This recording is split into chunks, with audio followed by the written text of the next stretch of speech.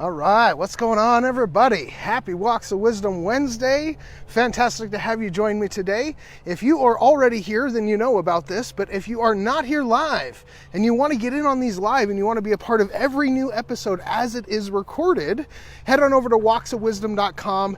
You can get into the free membership area and get access to these recordings as they happen, get involved with our community, see all the previous episodes, get access to some really cool stuff. Jump on over to walksofwisdom.com and you can get in on this. So today, guys, I got a huge thing, right? Like, I'm not Marty McFly and I don't have a time machine, but I can show you how it is possible to get access to more than 24 hours in a day, right? But the caveat comes as this. There are two skills that you need in order to make this possible. All right, so I'm going to break this down for you, so hang on with me here for a minute. But guys, listen, when we talk about 24 hours in a day, all right, I'm going to be upfront with you. I do not have the ability to change how many hours actually exist, okay? I'm not a science person. I don't have any magical powers, but what I can tell you is the 24 hours that exist every day can be leveraged more than what you may already be leveraging. Okay, so when we consider 24 hours in a day, it's how much stuff can I do? What can I get done? I can write a to-do list.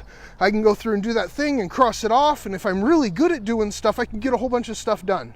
Okay, that's how most people look at a 24-hour set of time frames, right?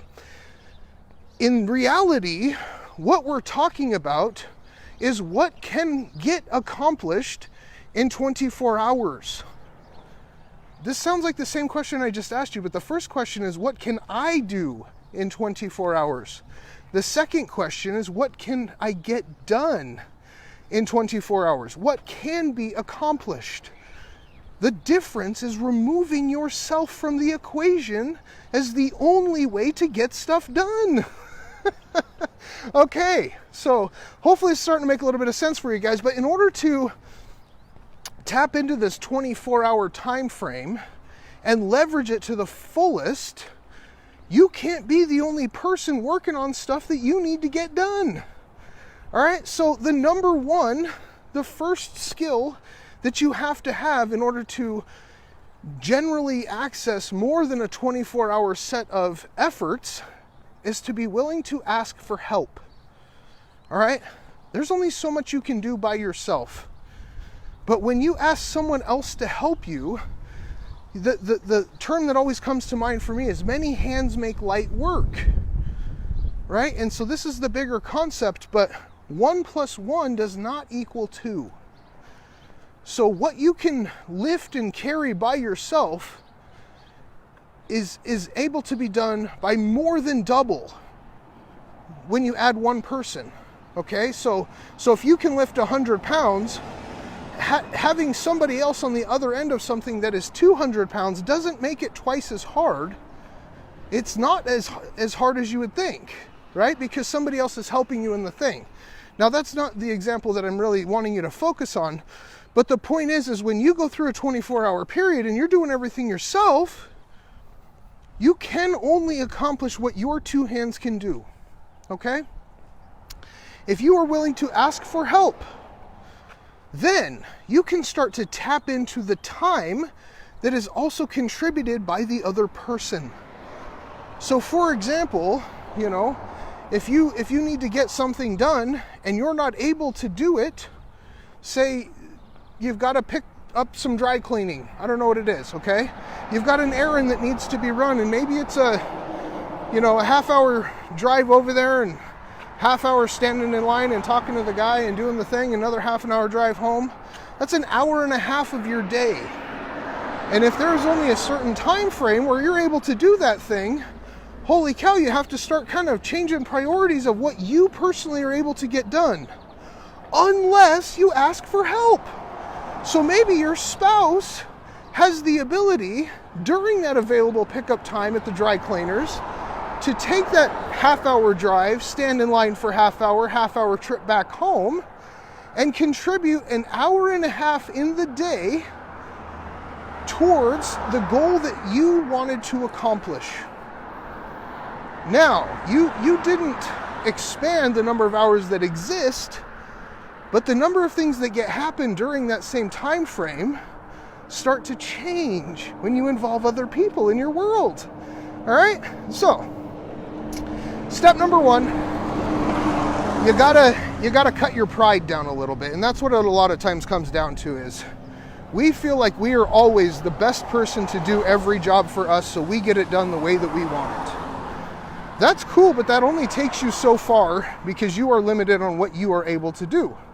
And sometimes you may not be the best person to do every job, right? Jack of all trades, master of none kind of thing. So, during your days, you may need to ask for some help. Oh, I'm about to get run over by a truck here. So I gotta watch where I'm walking. But you may need to ask for some help to get more leverage on the time frame that goes into what it takes to do the things that you want to do. All right, now when you start talking about asking for help, there's kind of two versions of help: free and not free, paid, right? Something that you give something in order to get something back, right? We want a win-win situation. Now, when you ask your wife, hey, will you go pick up the dry cleaning? She's probably not going to charge you money or even ask you for anything in return. Maybe she'll say, hey, if you do the dishes, I'll get the laundry, whatever. That's a barter system. That is a form of exchange, right? But most of the time, people that are around us, we can ask them for help and they're just going to help us because they're friends with us, or, we have more than one engagement, right? But step number two is really what it takes to tap into leveraging lots of time, okay? Because most of the time, tasks are not all that simple. It's not a matter of driving down to the dry cleaner and picking it up and driving home. This truck does not want to leave me alone. That's a pretty straightforward process. There's not really much you have to figure out. It's pretty set in stone as to how long it's going to take. Maybe the traffic and, waiting in line is a few minutes difference, but at the end of the day, it's really not that difficult. You know what it goes into. But a lot of the stuff that happens in life, we don't have a straight game plan for. We don't know exactly what's going to happen, what steps we need to take in order to get it done, how long that's going to take, whatever that situation may be. So here's where it starts to tap into the need, first of all, to maximize the time that is spent trying to accomplish something by being better at it. If you're not the best person for a job, somebody else may be able to do it more efficiently and faster and in a better quality, a cheaper price, a lot of different benefits than what you can do by holding up your pride and saying, oh, I'm going to do this myself. Okay, so the second phase, guys, the second skill, I guess, in being able to leverage lots of time is being willing to pay.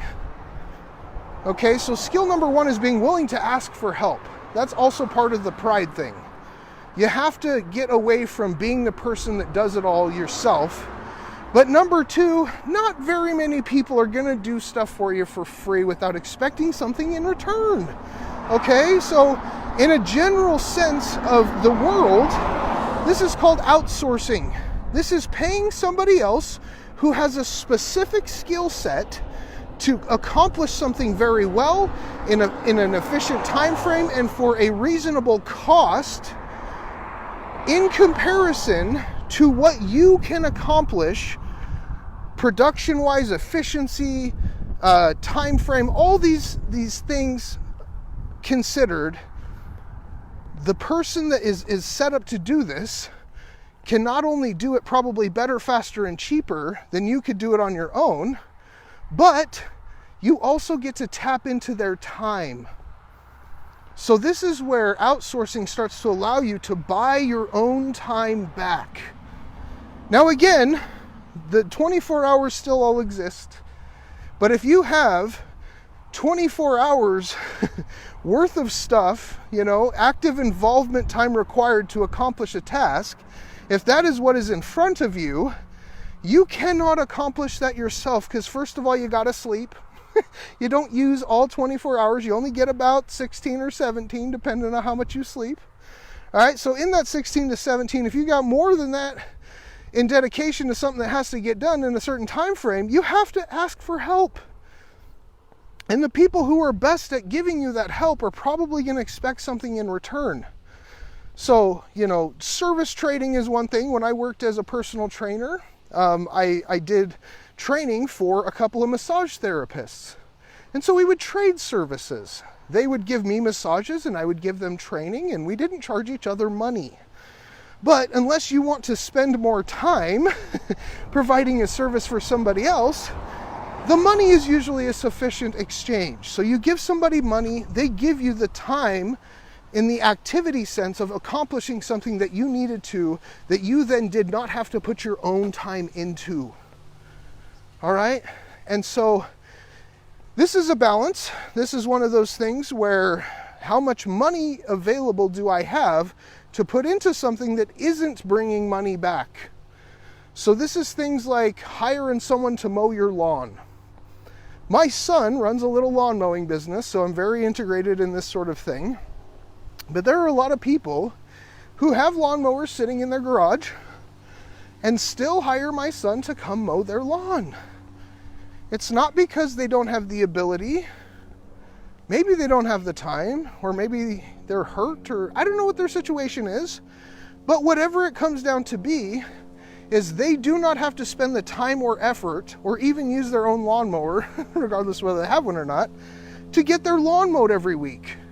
It's something they got to do. It's got to be done. The grass grows really fast out here in this nice weather, right? But hiring somebody else to do that is a money dollar amount out of your pocket. Okay, so if he charges them $40 to mow their lawn, that's $160 a month for one service. One exchange of money for someone else's time. All right, now if you've got somebody that also comes out and does pest control, for example, this is a monthly service that I have. And if you have somebody who grooms your animals, and if you get your car detailed, or whatever the tasks are that you are able to pay somebody else to do so that you don't have to do them, it can become very expensive. It can get up to, several hundred or several $1,000s depending on the services that you're paying for. All right, so this is where you need to sort of prioritize what is it that is beneficial for me to ask for help for, and to pay money for somebody else to leverage their time as part of my 24-hour consciousness, right? And within that, you can sort of create a budget, an allowance for yourself that allows you to pay for more than 24 hours in a day. You still get to sleep the same amount of time. You still get to do whatever it is that you do during your awake hours, but you also get accomplishment in your world from the time that you are getting from the people who are doing the services that you pay for.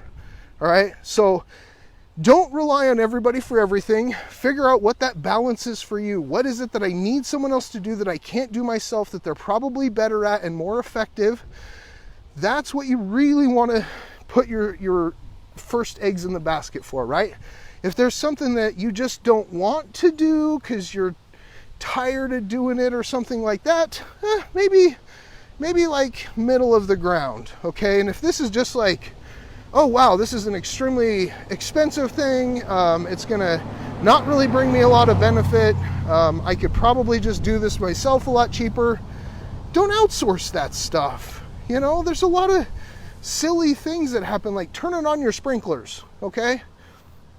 Turning them on is just flipping a switch. Most people just don't know how the switch is flipped.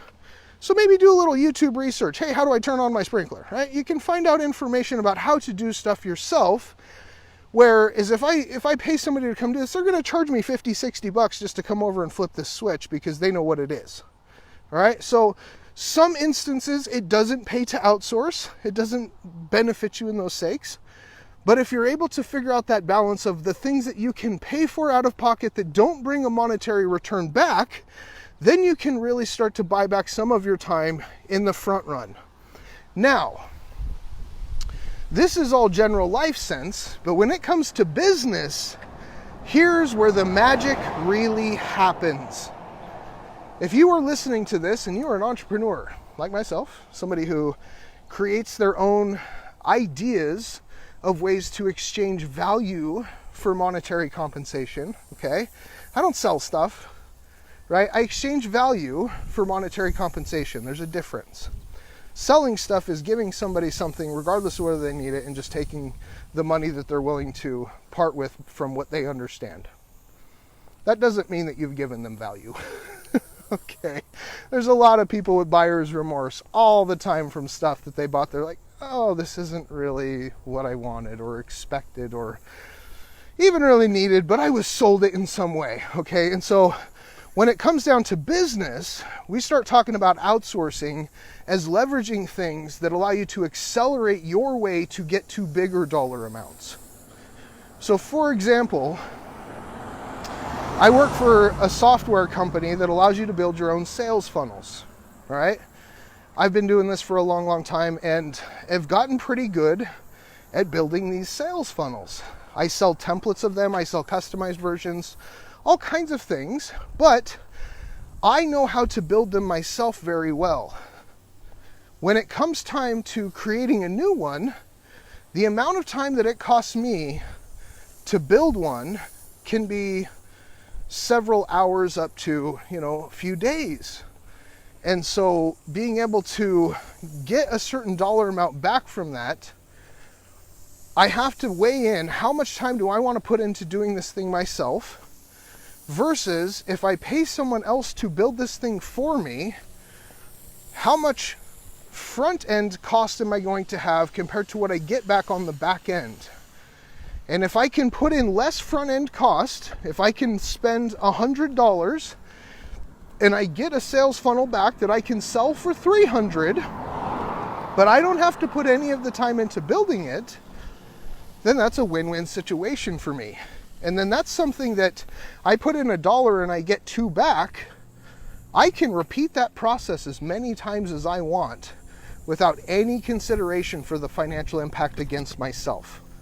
All right, so hopefully this is making sense for you guys. When we're talking about not getting a monetary return on the outsourcing where you're paying somebody else to do something, there's a limited ability to leverage that time. So you have to be very selective in what you're paying people to do for you that is simply a time benefit.